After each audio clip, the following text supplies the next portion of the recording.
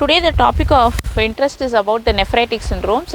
I had already talked about glomerulonephritis in my previous videos. But I thought before going into the details of these nephritic syndromes, you need to know the anatomy of the kidney. So let's see. You all must be aware that this is the Bowman's capsule, right? Okay. And following the Bowman's capsule, we have the proximal convoluted tubule, isn't it? Okay. Then following the proximal convoluted tubule, we have the loop of Henle, where it becomes a thick, since it's going down, it's called as a descending limb. It's the thick descending limb. Then we have a thin descending limb. And again, we have a thin ascending limb, and we have a thick ascending limb. Then again, we have a distal convoluted tubule, isn't it? Then we have the collecting duct. The collecting duct, initially it will be cortical collecting duct, then it will become then it will go much deeper and it will become a medullary collecting duct. Is this clear, guys? Okay. Now this anatomy is easier. Now you need to know that here we get to have the afferent and an efferent arteriole, isn't it? Yeah. This is also easy. This afferent and efferent arteriole, it will enter into this Bowman's capsule and it will form a tuft of glomeruli, isn't it? So these glomeruli will now filter all the urine, and then again it will combine to form the efferent arteriole, isn't it? Right? Now there are much more parts which you need to know. You need to know that there is something known as the mesangial cells.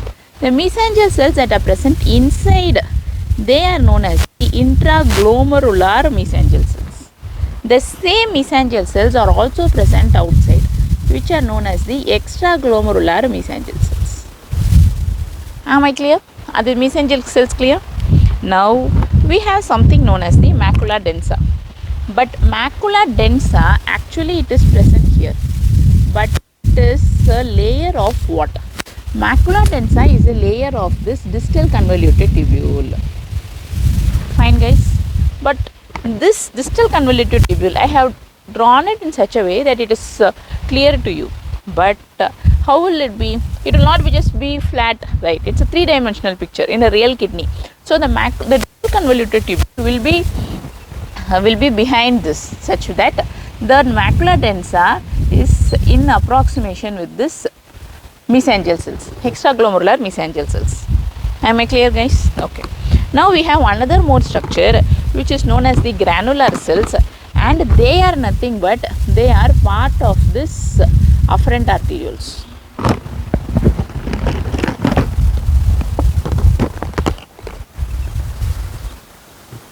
Okay.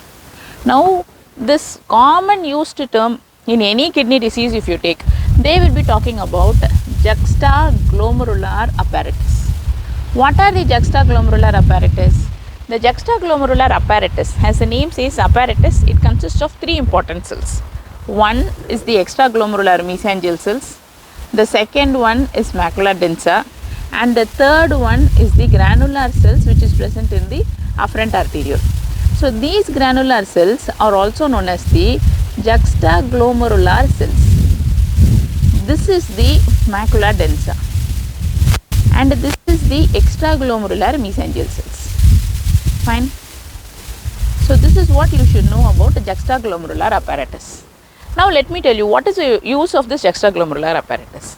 Say this macula densa, I already told you that it is present in the distal convoluted tubule. So what happens in case of a dehydration or any blood loss?